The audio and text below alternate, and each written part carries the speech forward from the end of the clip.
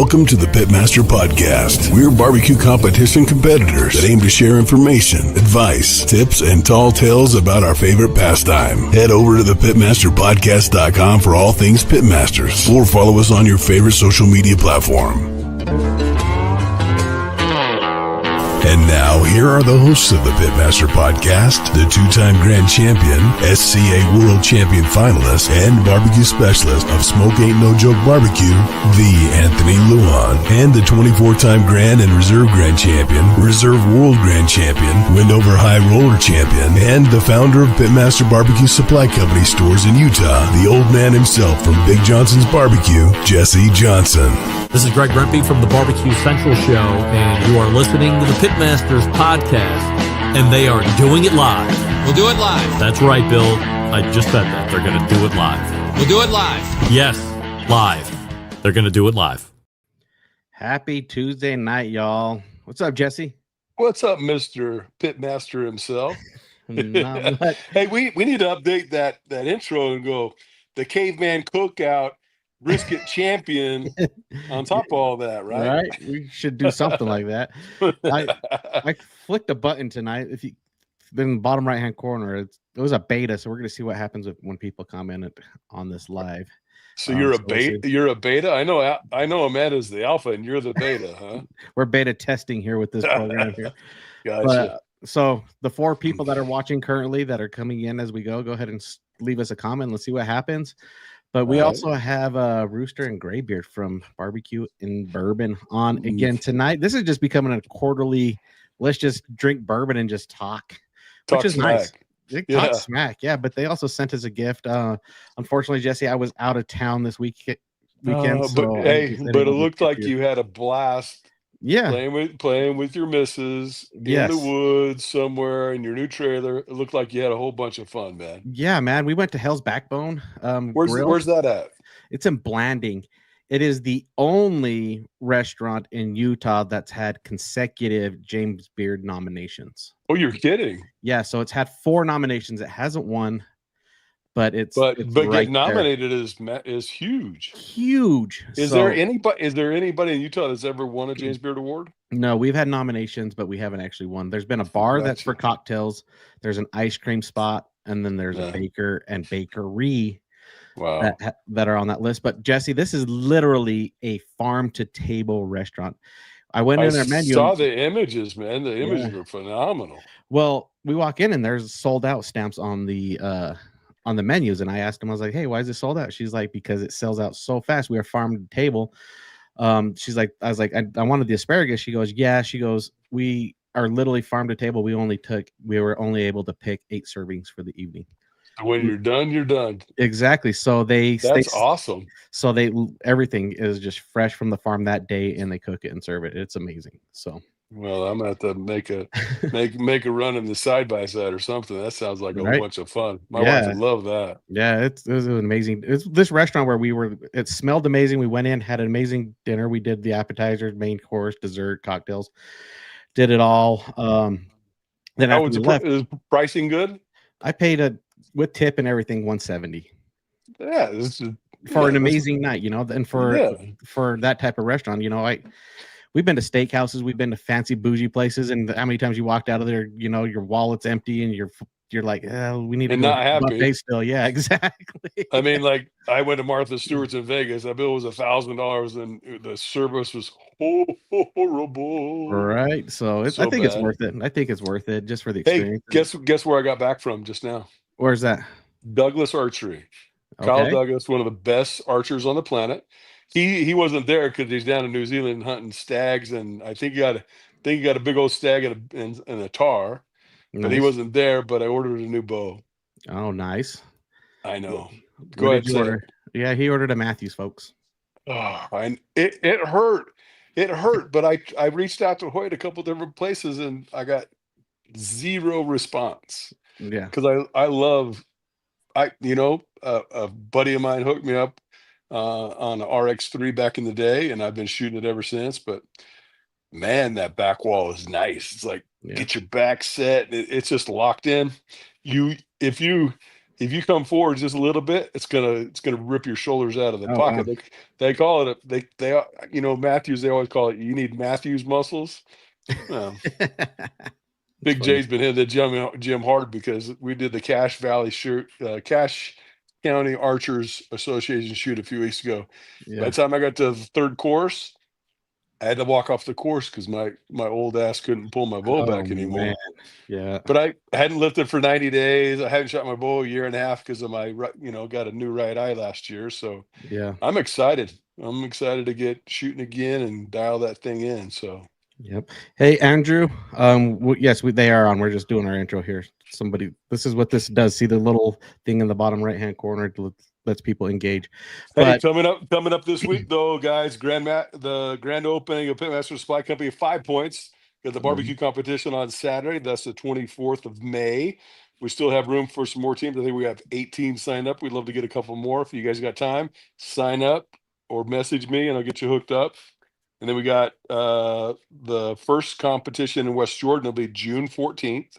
And then we got the KCBS Norute State Championships at Wasatch Front Kia. That's June 20th and 21st. And remember, we got another pro event. It is not KCBS, but it's got $6,500 in prize money. That's going to be a Utah barbecue sanctioned event at Blue Compass RV right here in Ogden, Utah, 12th and I-15, basically. And I have 9 sweet little hookups. So you're going to cook it? What was the date on that one again? That's August 15th and 16th. I got a RV hookup for you, 50 amp power, and I can come sleep in your trailer and stay nice and cool. Perfect. We can drink this bourbon. Yeah. Well, I'm gonna get it before then. I don't think it's gonna last. So. Heck yeah. But what I was thinking just a minute before we go and talk to Rooster and Graybeard on here is you need to get a big, I guess not really big, probably a larger building and have a barbecue shop in it and a pro archery shop. How cool would that be? Yeah, but I don't know how to. I've nerded out on arrows. Like I know arrows inside and out now. I got lucky enough when I got hooked up with that Hoyt RX3, great shooting bow. But I went to a Traeger event when Traeger actually liked me. I still sell their products. I don't know why they don't like me anymore. Anyway, we were at a Shields event. And the marketing director was there, and his name escapes me right now. He goes, I said, okay, this is my bow, this is my poundage, this is my draw length. So what arrows do I need to get? He goes, you need this. He goes, you need to get an Easton Axis. You need it in a 250 spine. All right, point me to them. Where do I get them? He goes, they don't sell the stiff arrows here. Right. So I'm shooting rebar basically and I am gonna up my poundage this year. I'm gonna start off at about 74 and work my way up to 80s because I want to see how fast like you were saying, how fast I can miss. But I got hooked up with Easton forever ago, and their VIP program's phenomenal. I love shooting Easton arrows. I mean, I shot everything from the FMJs to the Axis they got the new the new 5.0s that are out. I haven't tried those. A little bit lower GPI per inch, but with my weight and everything else, it doesn't really matter. I need to shoot something that's going to be, and I'm shooting the 4 mils now. Their match grade 4 mils are just like bullets. Hell yeah. Well, anyway, let's bring on Rooster. Yeah, let's go talk to those guys and let's see what this product is that we're going to be talking about tonight. I'm excited. Yeah, let's go do I'm this. Excited for it. Even though I didn't get my bottle, it's all good, brother. Hey, that's on me. You know that RFX ad on the beginning of the ad? Yeah. You know, that's got a funky beat and you can dance to it. Yeah, you can. We call it Thermapen 1, the first true 1-second cooking thermometer. Its unprecedented speed means Thermapen 1's responsiveness approaches the speed of thought. Because when you're plating the perfect menu or smoking the perfect side of barbecue, you don't have time to think about how your instant read thermometer is accurate to 0.5 degrees in 1 second or less, or how rugged and waterproof it is, or how big, elegant and bright the backlit display is. You'll just know it works, because our perfection powers your perfection. Seek perfection with Thermapen 1. Hey, what's up, guys? What's up, gentlemen? Good. You guys ready to dance to our intro? Apparently, we're ready to. It's a dance groove. It's got a funky beat, and you can dance to it. It's got a nice beat, man. I might use that on an intro at one of the Demolition Derbies or something. Right? Dang. Yeah. Well, you guys are on the barbecue patio tonight. What's going on? Is Texas getting hammered with some wind and storms and all that good jazz, or what? It's hot just as hell. It's 105 already. Yeah, so it's more of let's get out of the heat and go enjoy ourselves. Huh? We had snow up at my store last week. Oh wow! For about 5 minutes. Yeah, we've been in the hundreds. So wow, already. I think what was it today? Like 65 here. Yeah. I don't think it's going to get into the 80s until next week. Right. Wow. Well, hey, before we get into the bourbon, Anthony, did you see what I posted today? Did you see what we got in the stores?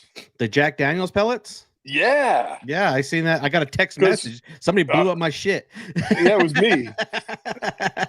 Dude, I found 2 pallets of Jack Daniels pellets, and I'm like, dude, they're not being made anymore. I'm like, we posted that, sent out the text to our customers. Dude, we had probably a dozen people in there within an hour. Wow. Buying pellets. Wow. Why did they stop making them? Do we know why? So when Candy sold, Barbecue Delight got sold to Delano distributors, and I think Candy didn't renew or wasn't allowed to renew her license with Jack Daniels, and I don't think they make them anymore.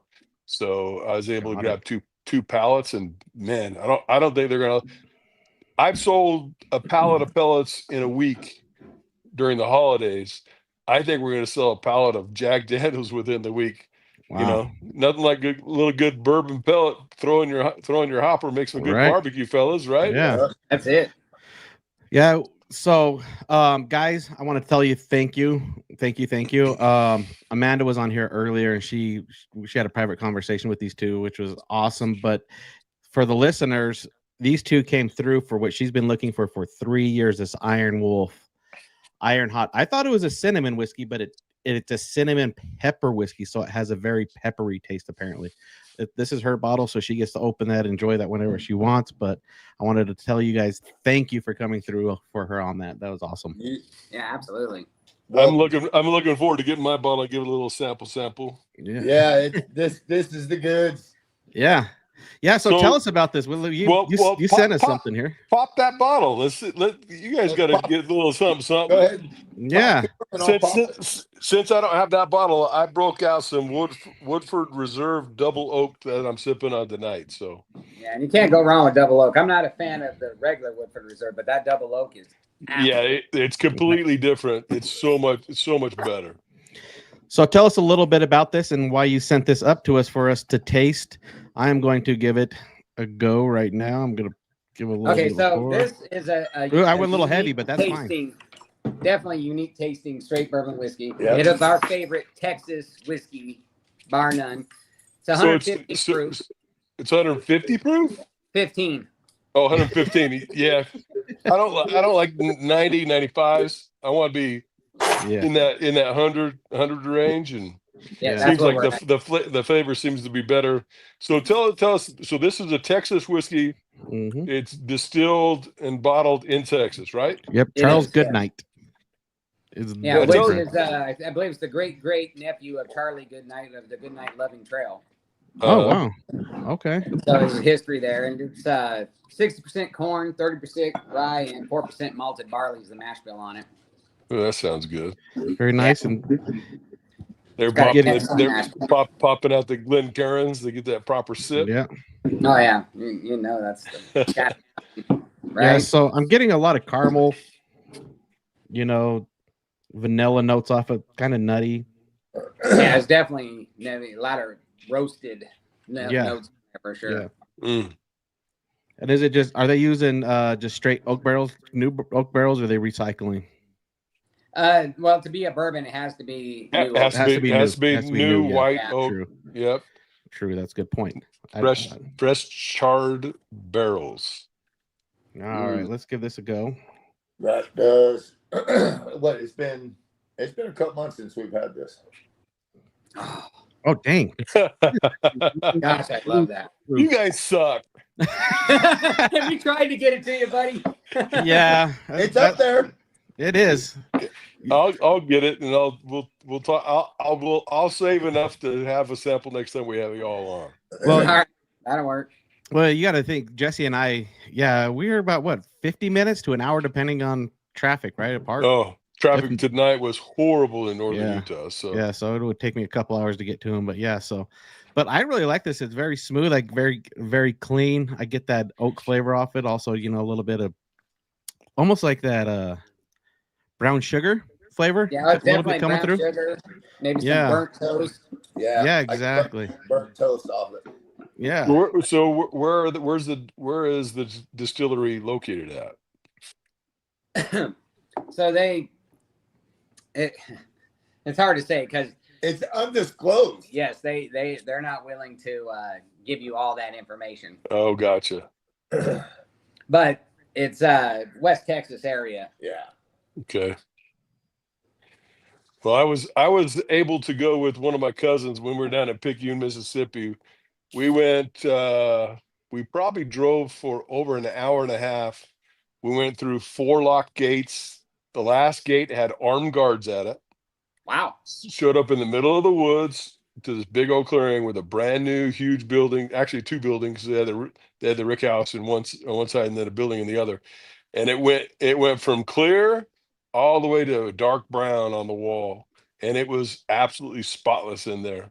Man, talk about some craft whiskey back in that's probably been 12, 15 years since I've been down there. But man, people in the whiskey business, they keep their secrets pretty tight to their chest. Oh, Yeah. they do. There's no doubt. Yeah, they don't want nobody honing in on them for sure. Yeah. All right, let me get this pulled up here.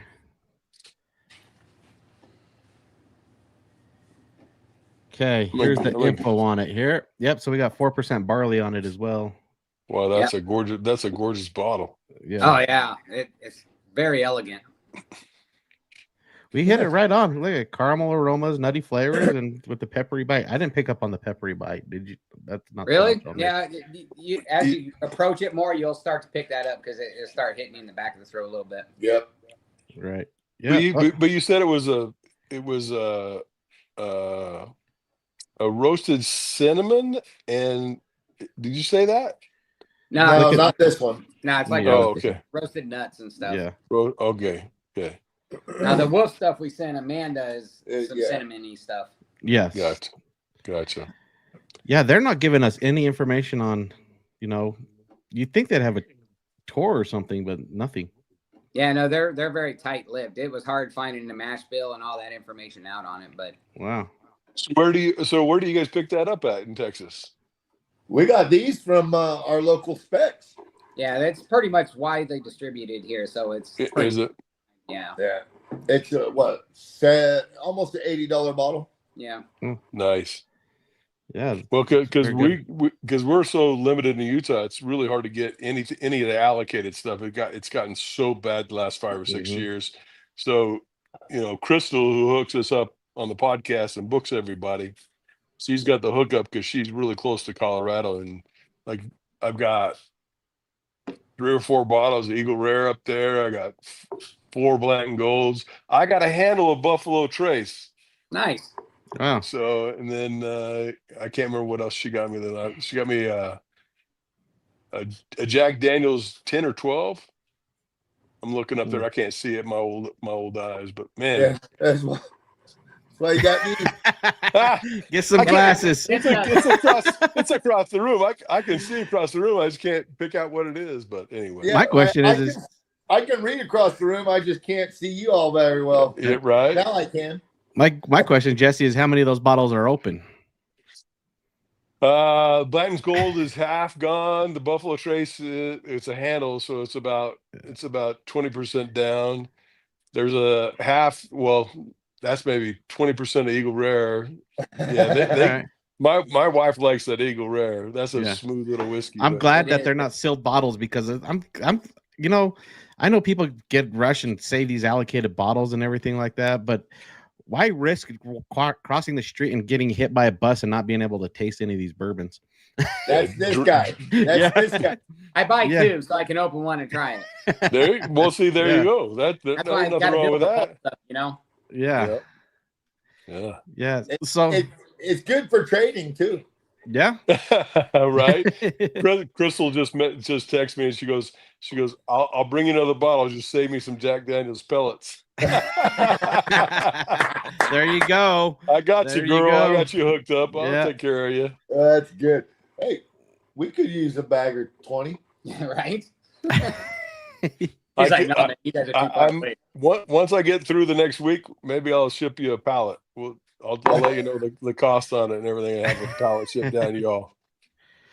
Heck yeah. So what have you guys been up to, man? It's been, I guess this is going to become a quarterly cocktail evening.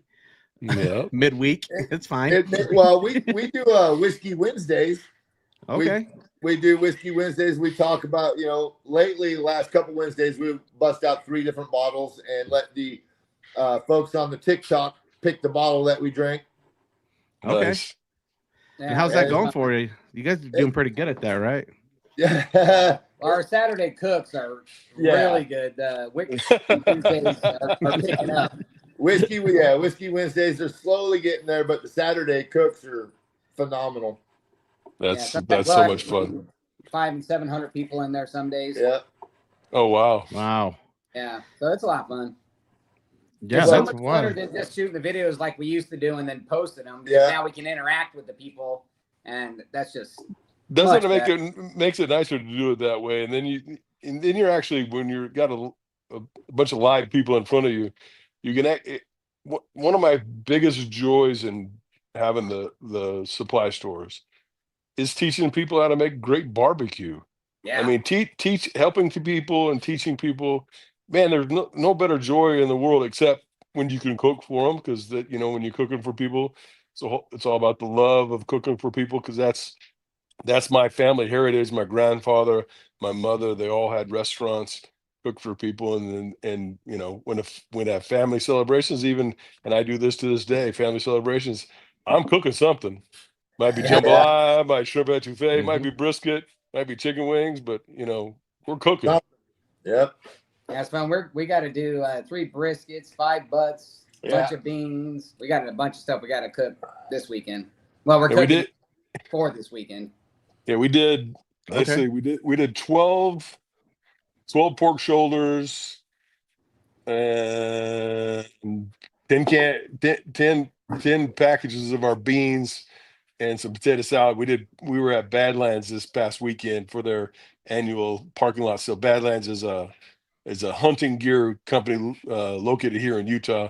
We're got invited down to come down and serve their customers some food. It was a blast. Oh, I bet. That's so much fun. Yeah. That's where ours is high school graduation we're cooking for, so yeah. Pretty fun. So when you're doing your cooks, when you're doing that much volume, what are you guys cooking on? This particular one we're going to actually do on the pellet smoker. Yeah. Because you'll be able to cook that much? Working. Yeah, his rec tech is pretty darn big. We just got connected with RecTech. We reached out to them when they were just direct to consumer, and they just reached out, and we might be becoming a new RecTech dealer in Utah. So we carry Green Mountain Grills, we carry Camp Chef, but we might be a RecTech dealer here soon. It'd be nice. Yeah, I love the stainless steel drum on it. It's phenomenal. Yeah. Nothing you can't beat stainless steel on a pellet cooker. It makes them last forever. Right. Yeah. I wish people in Utah could afford the pits and spits, because man, what a good pit, what a good looking pit. Because I had an offset back in the day. I think it's down in St. George now. But I had one of their pits and spits offset, but their pellet cookers look really, really nice. Jesse, I need a different mindset from you. You don't say, I wish our Utah customers could afford them. You just need to put them in there, and your Utah customers that can afford them will come and get them. Yeah. All right. Okay. Good point. Okay. Good point. That's number one rule in selling. You never know how much money's in somebody's pocket. You just sell them what they need, and they'll decide if they want to purchase that or not. And my mom taught me that 100 years ago. When our parents divorced, she went and She sold cars at Nate Wade, Buick Cadillac. She was a Nate Wade, but she would go help people that the other salespeople weren't. And she knew, guys. She knew if somebody's in there and he had a big old set of overalls on, she's like, that guy's got enough cash in his pocket to buy one of these cars. And the other customers would the other salespeople would walk him off. Yeah, he's an old farmer. He's been saving his pennies, and he's ready to buy. There's a reason why he was in there. Most old farmers just walk around with $10,000 in their pocket. Yeah, they got their overalls, all their freaking ears down to their chest. And look like they're bums and got all. I'm helping that guy every time. Right. Yes, so there you go, Jesse. So get you a couple of picks and spits. All right, I'm gonna reach out. Hey guys, so I feel really stupid. Started the podcast because they were telling us about the trail, and I'm like, I don't know nothing about that. Yes, I do. I've been to Fort Worth Stockyards. They told me all the history of that trail. That's a pretty famous trail. The Love and Goodnight. Yeah, holy smokes. Gosh, sometimes you just got to look at the internet and realize, I already knew this. Yeah. I've been there once. Yeah. He did some Googling. He did some Googling. Sounds like I sure did. Jesse, have you ever been to the Stockyards in Fort Worth? I have not. I've only been in Texas a few times. I went on a recruiting visit up in Amarillo Canyon, Texas. I've been in Lubbock, got a recruiting visit at Texas Tech. And then I've been to San Antonio, and that's about it for me in Texas. Yeah. That's my oldest son went to West Texas A&M College in Canyon. Yeah. In Canyon, that's where I got recruited, in Canyon, Texas. Which is dry. It's a dry county. That was a dry county. But you drove 10, 15 minutes outside the county. Right across that line, there's 5 liquor stores, It's just like Footloose. There's a drive-through. You can drive through and get cocktails and drive away with an open container. Yeah, we got those all over down here. Yeah, we do. Yeah. Texas blew my mind. I went to a barbecue restaurant. They're like, "We're closing." I was like, "Oh, I need to finish my drink real quick." She's like, "I'll just give you a to-go cup." And I have been to Austin, so yeah. So the Stockyards are really cool. They have a lot of history, and all that jazz. It was really cool. And what's funny is actually, I went down a huge rabbit hole this week at work, because I started watching for some strange reason, a YouTube video popped up with bull riding, and then it showed the Stockyards.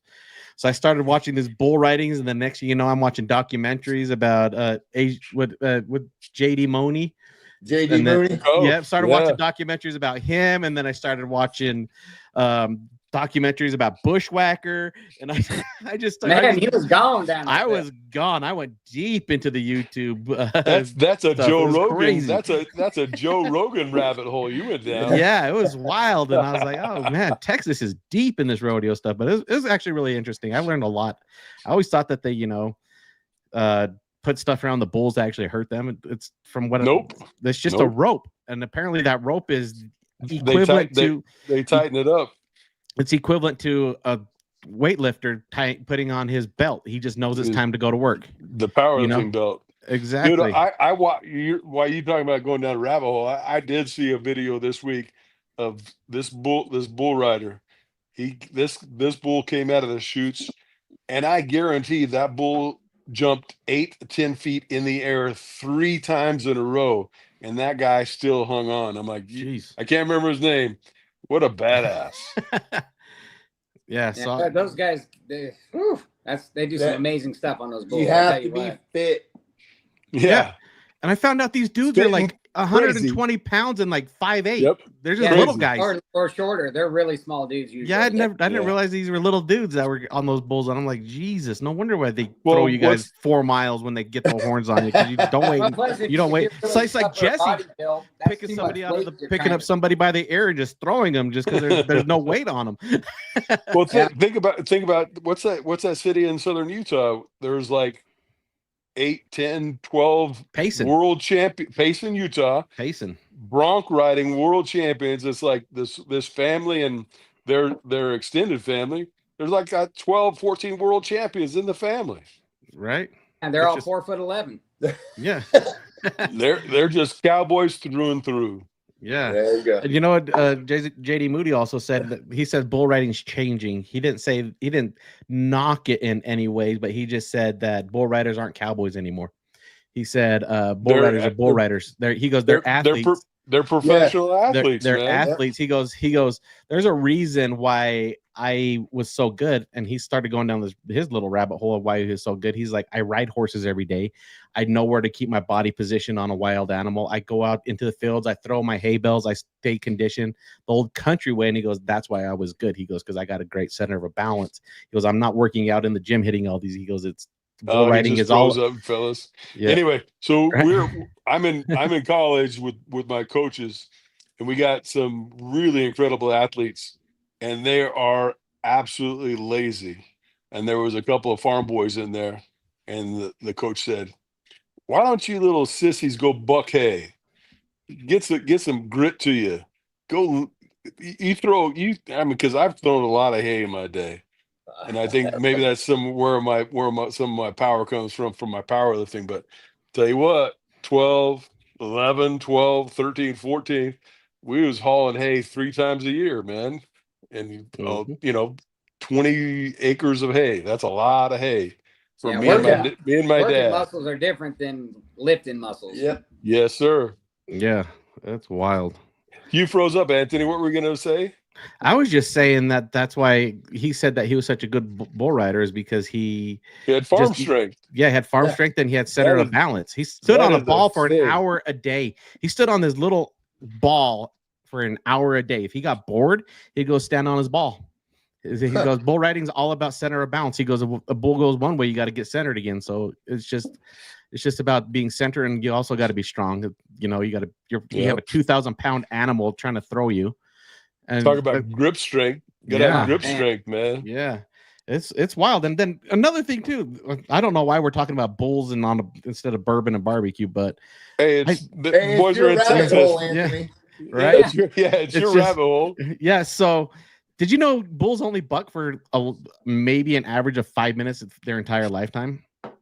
That's crazy. Wow. Right? Oh wow. Yeah, because they're doing it for anywhere from 1 second to 8 seconds, right? Yeah. So I didn't even think about that. Yeah. So they only buck for about 5 minutes in their lifetime. Then they go to the farm and retire. Bushwhacker made $600,000 in stud fees in his bull riding career or bull bucking career, and then he also makes $5,000 a straw for his man juice, his seed. Yeah, for his seed. So damn it, I was like, dude, have you seen some of the prices those bulls sell for? Well, Bushwhacker bought for $2,000, but now he's worth a couple million. Right? Yeah. I'm just like, I'm gonna go buy me a bucking bull. That's a lot of food to feed, though. Well, I just not entered 3 barbecue competitions, and I can afford a bucking bull. Well, here's the thing: is like you let your missus get on that. Man is going to cramp down on it better than you are. Probably. That's fine. You got that grip strength and the thigh strength. Right? Yeah. I don't know. I don't care about the strength. I want a bull that will not keep anybody on him. That's where the money is. Make you some money. Exactly. Yeah, those bulls that haven't been ridden are worth a fortune. Yeah, it's crazy. And I guess there's a bull right now that everybody's chasing after. It's called named Cool Whip. He's all white. It's cool. Oh wow. So, but anyways, let's go back to why you guys are cooking so much brisket and pork butts this weekend. Is it just you guys having that many friends over, or you guys decide to cater on a busy weekend? They're popping that bottle some more. It's for our high school graduation party. Oh, nice. Very nice. And we're doing beans. We're also doing a couple of odd things. We're doing some coconut pineapple rice. And we're doing a macaroni cheese balls.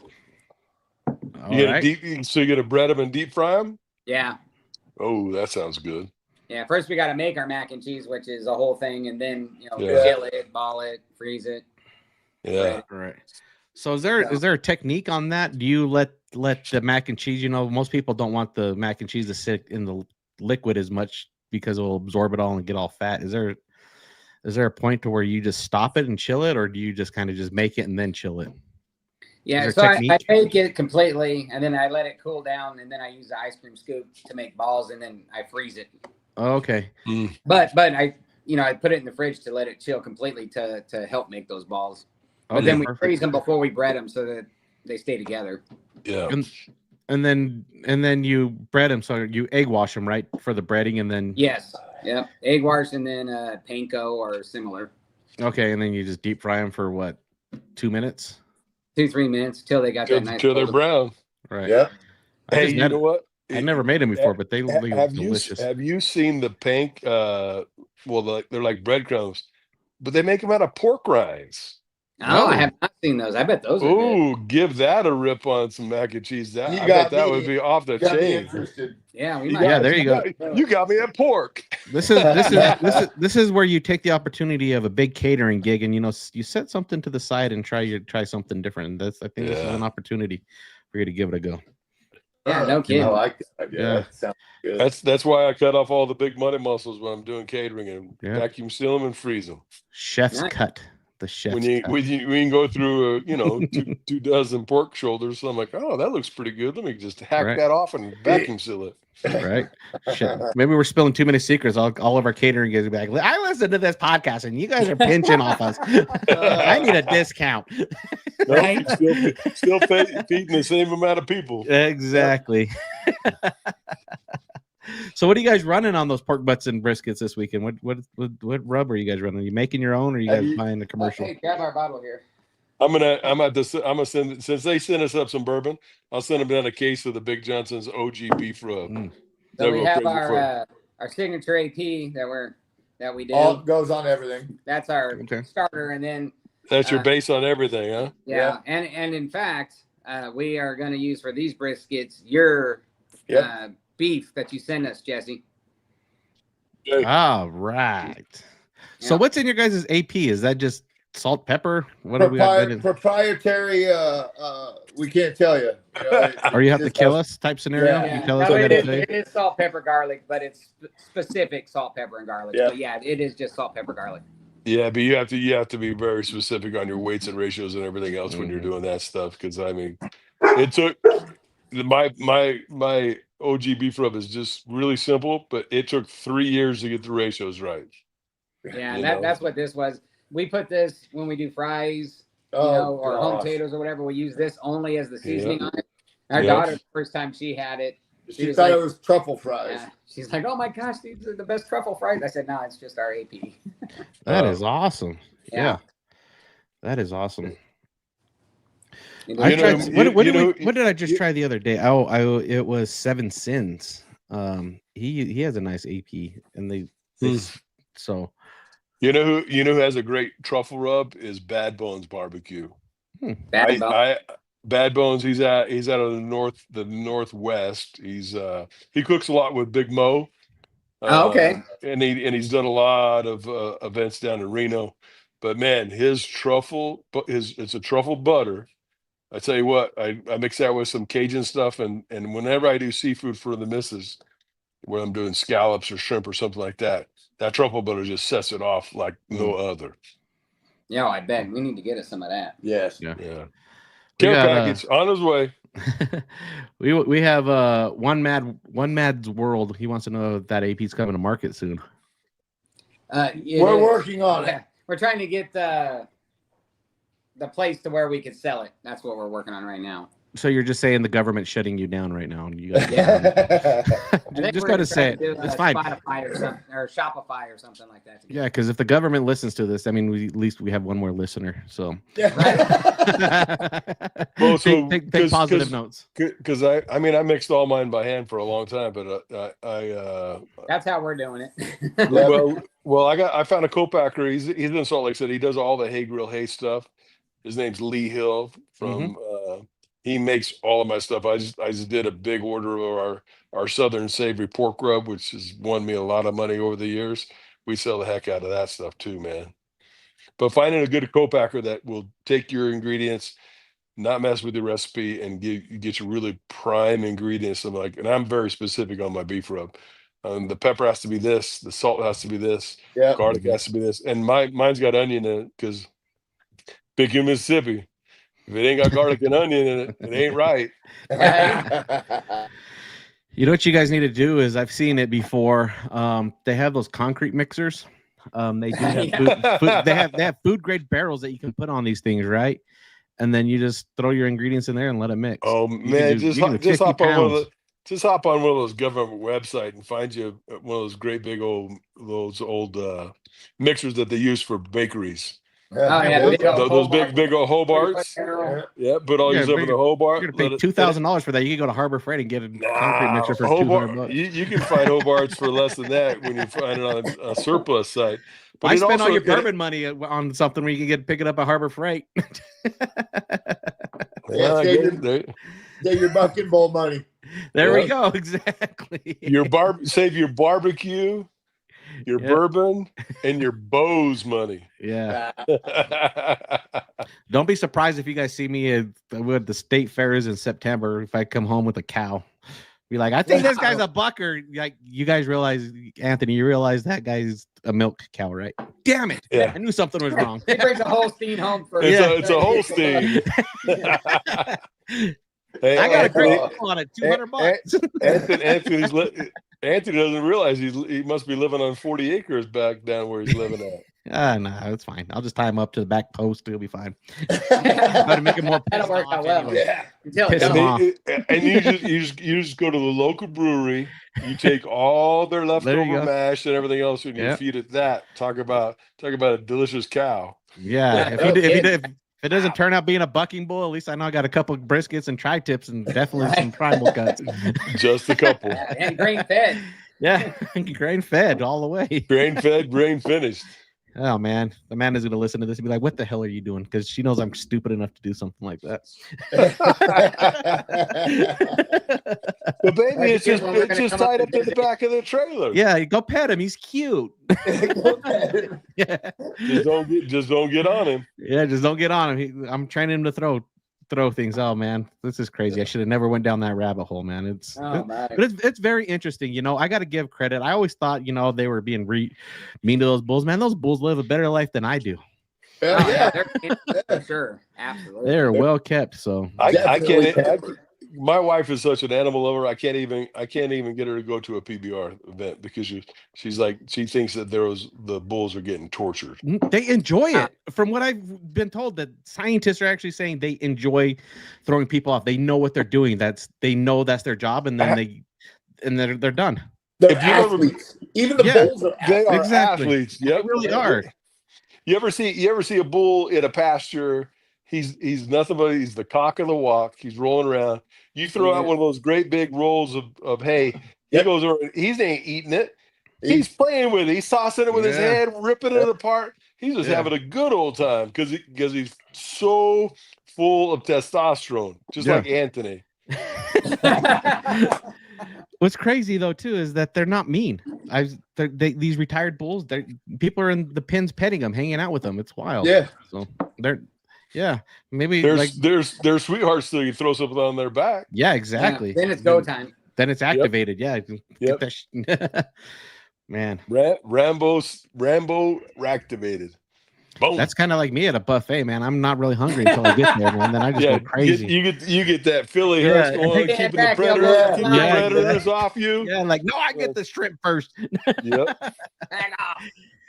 Ombu, man. I'm like that at Ombu in Ogden, that place. Yeah. Umbu? Is that what it is? The Korean Ombu? The Korean grill? Go at night, they got all kinds of sashimi, but man, that food I love that place. You guys ever been to a Korean barbecue spot where you got to pay a whole bunch of money to cook your own food? I have not done that one, no. I can pay a bunch of money to cook my own food at home. Well, you're not cooking your own place at Umbu. It's just a huge buffet. But okay, is that the place that I went with you and your brother?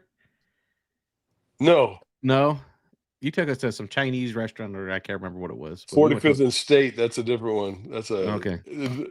It's not as good as this. What is it? OMBU? That's a new place in Utah, man. It's so good. Yeah. I'm getting hungry, man. What are you guys doing to me? Right? Yeah. A little bit of whiskey. I'm going right off my diet. Yeah, it's fine. It's fine. It's okay. But yeah, I went to I've been to a fondue place, paid stupid money to cook my own food, left there, wanted to hit McDonald's on the way, and then there's a Korean spot up here that I went to, a Korean barbecue. Amanda's brother actually took me.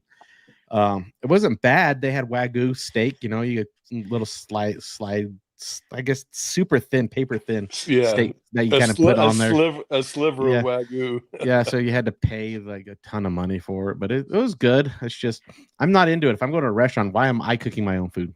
Right? That's ridiculous. Yeah. When I go out to eat, I want somebody to serve me. I want the luxury experience. Otherwise, I cook the food at home and it's freaking battle. So, right. We all know that experience. All four of us can cook a better steak than Texas Roadhouse, but we all go to Texas Roadhouse because they got amazing rolls. And I am not going to Texas Roadhouse. That ain't happening. I'm not a big fan of it either, but bullshit. I know you've probably been to a Texas Roadhouse in the last year because somebody invited you or whatever else. It's not my number one choice. Really? Nope. I've lived in Texas for 5 years now, and I have still not been to Texas Roadhouse. Good for you guys. You ain't missing a goddamn thing.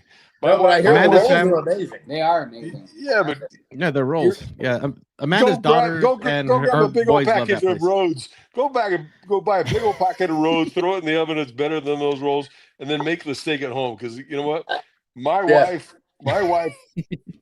she is spoiled to the nth degree. The only time we go out for food is when we're going to go get sushi or some Thai food. Yeah. Otherwise, I'm cooking at home because I spoil my girl. And every time we go out to eat, we're disappointed because we make it better. You know what I mean? We'll go to Well, Amanda's kids, they love Texas Roadhouse because they're always like, let's go there for our birthday, graduation. They like going there. Well, first time I went with them, this was the very first time I'm still learning, everything about the dynamic. And I'm over there, and then I lean over to Amanda. I was like, who the hell comes to Texas Roadhouse and orders applesauce? Orders applesauce as a side. Sure shit, every single one of them did. I was like, what? Wow. I was like, so we go get a mediocre steak with applesauce. Got it. I don't amazing rolls when I go out to dinner. I never order steak when I go out to dinner because I'm always disappointed. Yeah, I agree. See, the only place in Utah is I like Ruth Chris doesn't disappoint. They got a decent steak. Yep. Fleming's is hit and miss from time to time. Mm-hmm. I've had some amazing steaks there, and I've had some bad steaks there. But other than that, man, I'm like there was what's a Longhorn Steakhouse. I've never been there. That's okay, but the Prairie Schooner up in Ogden used to be phenomenal, and then the Timberline Steakhouse in Ogden used to be phenomenal, but Timberline's still good from time to time, but the Prairie Schooners went way downhill. That was I like going to the local places, and I guess there's a new local barbecue joint open up in O-Town, baby. Yeah, we got to go over and get that a go. Black Sabbath Barbecue. Wow. He's in a great location right off the Ogden River. It's right next to where the old Slackwater used to be. Travis Bates, who is our social media director for Pitmaster Podcast, he's like, you need to go down and talk to him. He goes, that stuff is legit.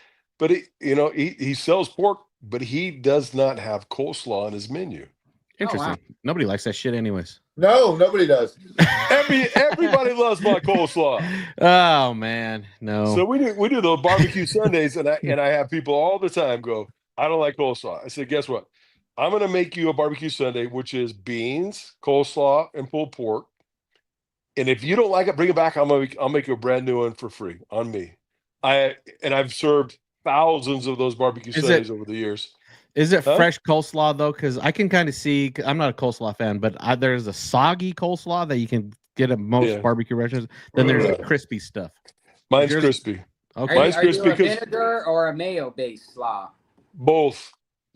That's what I like too. I like a little bit. So you got to have the bite of you got to use apple cider vinegar. Got to have that. Can't use the white.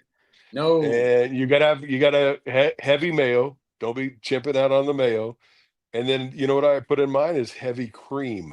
Mm. Oh wow, I have not tried that way. So it's a creamy, but the vinegar bite is there because that's the most of the liquid that we make. But the kicker on coleslaw, you have to have it. you have to have pepper and celery seed. That makes all the difference. And I just gave away my recipe, but you don't know my ratios. But I tell you what, you use celery seed on your coleslaw, it pops so good. It's so fragrant. You open up, like, we go to a catering event, we pop that lid, and people don't know what that smell is, and I'm like, and I know it's the celery seed. I'm like, man, that's so pungent and so good. And people like, and I'll put a layer of pepper and celery seed on top, and everybody's like, you got so much pepper on that. I said, trust me, that is not pepper. Right. Yeah, it's so good. I use it celery seed in a ton of my canning stuff that I do. When I can out those and pickles, and it's just an amazing spice to work with. Yeah, it's so pungent and so nice. So I have a question. What was wrong with our parents? They all thought Sizzler was a fancy ass restaurant. What happened? What happened? Why did our parents think that Sizzler's was a fancy restaurant back in the days? That was my parents. Yeah, sure, that was like the once a month thing. You might get we going to Sizzler. Get your dress shoes on. Yeah. That did not happen in my house. Because we grew up poor. So mom cooked, and mom's cooking was phenomenal. Always. If we went out to eat, we went to a place up on the top of the hill in South Austin called Grizzly Bear Pizza. That was one of the best pizza places ever. It's not there anymore. I hadn't been there. I don't think it's been around for 20 years. But it was like they had all these great. I mean, there were 7 kids in my family, so there was 4 pies on the plate, and they were 14 or 16-inch pies. But they made a pie with fresh tomatoes on top, and I'm like, that looks horrible. Man, that was one of the best pizzas on the planet. Yeah, that's wild. Yeah, but I don't know what's wrong with people. Those back to the steak conversation. Sizzler. Oh, that's just that's so bad, so sad. But I'm gonna get a steak. Yeah, I'm gonna counter a little bit. Remember Big Boys? Did you guys have Big Boys up there where y'all from? Yeah, we did. We had Big Boys in Utah. Oh yeah. Oh yeah, we did. Well, you got a Big Boy burger. What was that? It's like a better version of the Big Mac. Yeah. Yeah, sure. I'm not gonna lie though, Sizzler's salad bar is kind of on point. Yeah, they had it all. Yeah. And then they had the soft serve. You could go. Yeah, the soft serve. Yeah. You want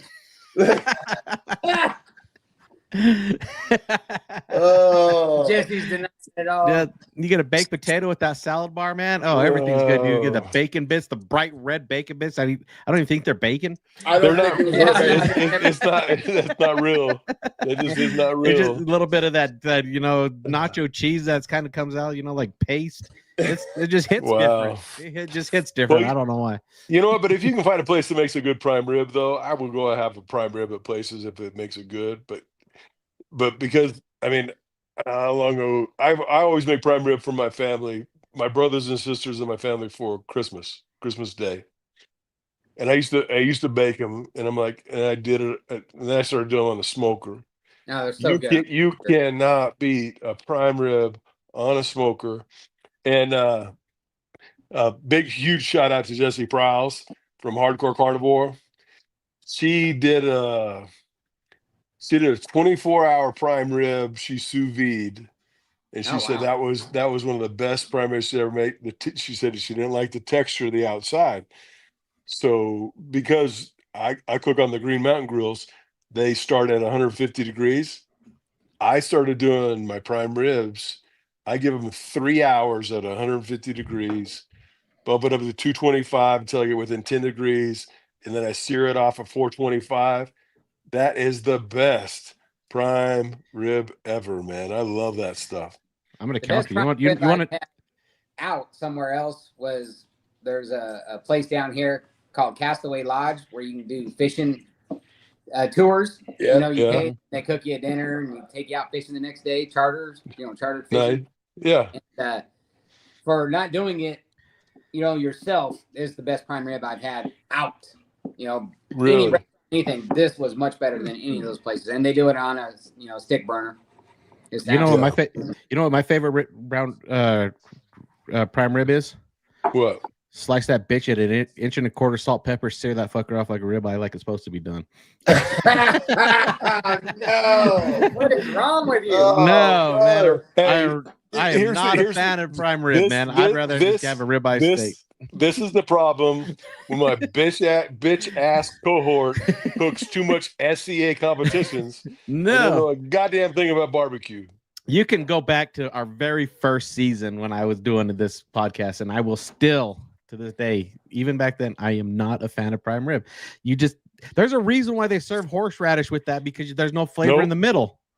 You have to add flavor to it. Just slice it into a steak and just give me a steak. I do a Christmas party for this company every year, and I did it once, and they're like, and I have to slice it before I get there because I don't have a carving station. And even slicing in advance, it gets a little grayish. Yeah. But they're like, that smoked prime ribs. They have called me back 3 years in a row. Wow. Nice. She's saying, this is the best prime rib I've ever had in my entire life. And I'm like, I'm sorry that it's gray, but if I had a carving station, you guys be in heaven. The first time I did it, it's 200 people. How many prime ribs do you think you need to cook for 200 people? 4 or 5? I made 5. We went through barely 2. Oh, I sent them home with leftovers for another, and I kept the other 2 for myself. There we go. Pinching the catering gig again. Oh no! I'm just saying.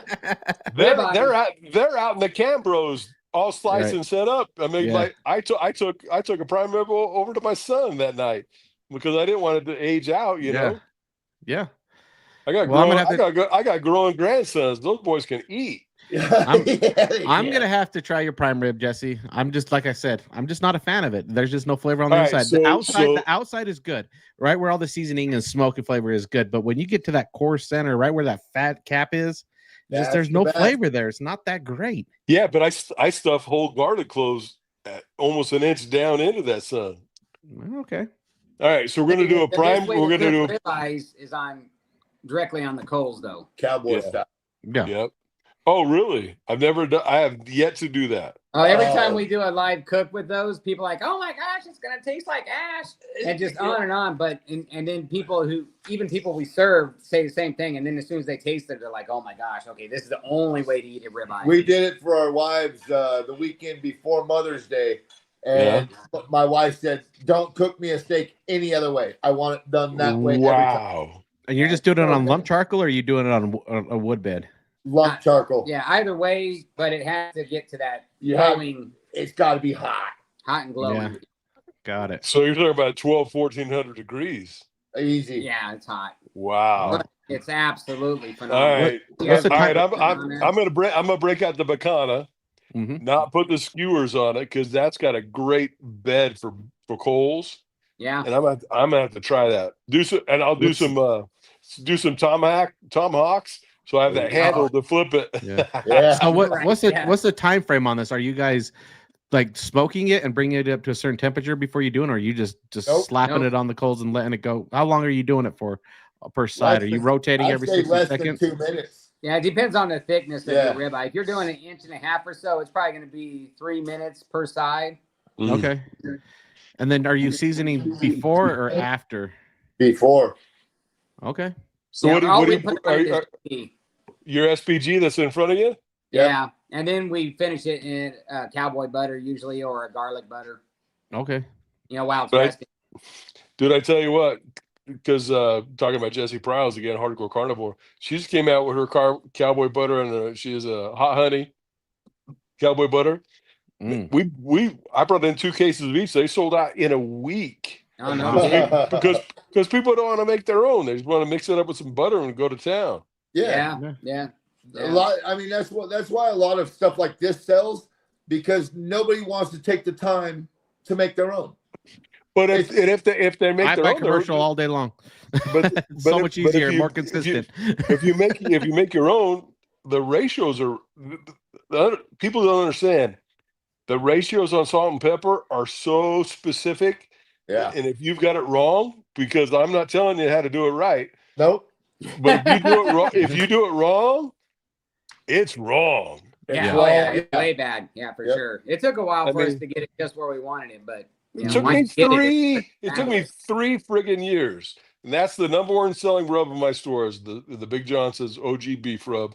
It took 3 years to get that ratio right, and that's working with Curtis Nations from Nation's Best Barbecue. He's down in Georgia now.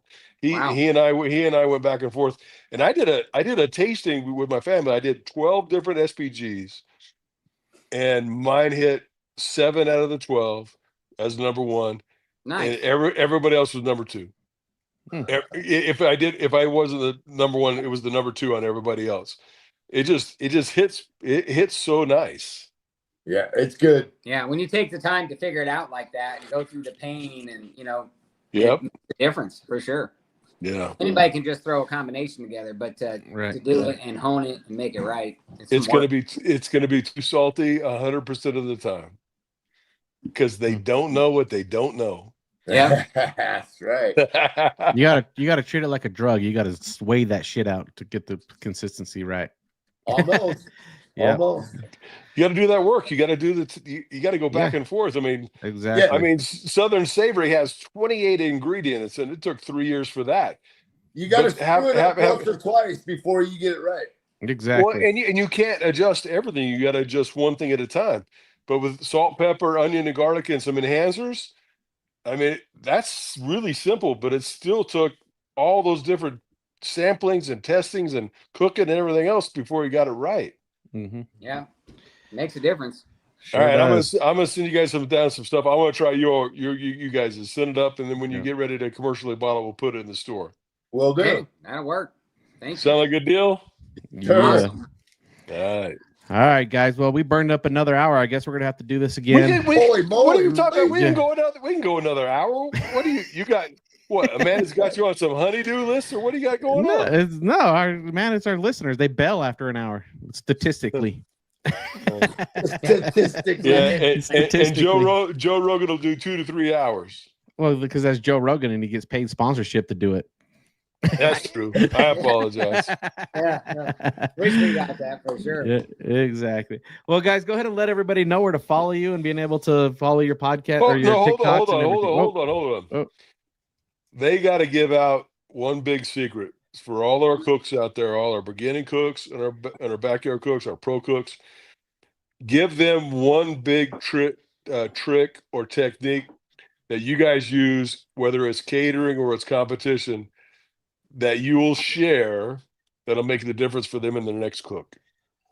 Come on now. I think we talked about it before, but no, you can't use that one. You got to use the new one. Can't repeat. You're killing me here, Petey. I know. Put you on the spot. Think about your process this weekend. What is a tip that somebody you know what my biggest tip is to people? You can season it with anything, you can put sauce on anything. You got to have that proper doneness. Oh, yeah. Do not. So don't. Me personally, take your time. Don't cook it too fast. Pay attention. I mean, depending on what you're using, stick burner like I have, or a Weber kettle like I have. He's got the pellet grill. Pay attention to your cook. Don't try and get it done now. It'll get done when it gets done. It's done when it. That's the biggest thing I teach in my classes. Everybody's like, "How long does it take?" And in the beginning of the class, I'm like, "It's done when it's done." Yeah. Because I've cooked 2 briskets the exact same size side by side. One took 3 hours longer than the other one. That's how it is. So it's done when it's done. How they break down. And then by the end of the class, somebody else will say it again. How long did it take? And I say, class. They go, it's done when it's done. Yep. Exactly. Our wives always ask, so when's dinner? Well, it'll be done at 7 to 11. Ish. 7 to 11. Exactly. Yep. All right. Sorry to throw you all off. All right. Like Anthony said, tell everybody how they can find you and follow you all over your social media platforms. Rip it out, Bubba. Okay, so it's either Rooster and Graybeard or it's Barbecue and Bourbon. TikTok, it's Rooster and Graybeard. Yep. Facebook, it's Rooster and Graybeard. Instagram and YouTube, it's Barbecue and Bourbon. Sweet. In stereo. In stereo. Hey, we have that down pat. Yeah. Yeah. We do. Barbecue and bourbon, baby.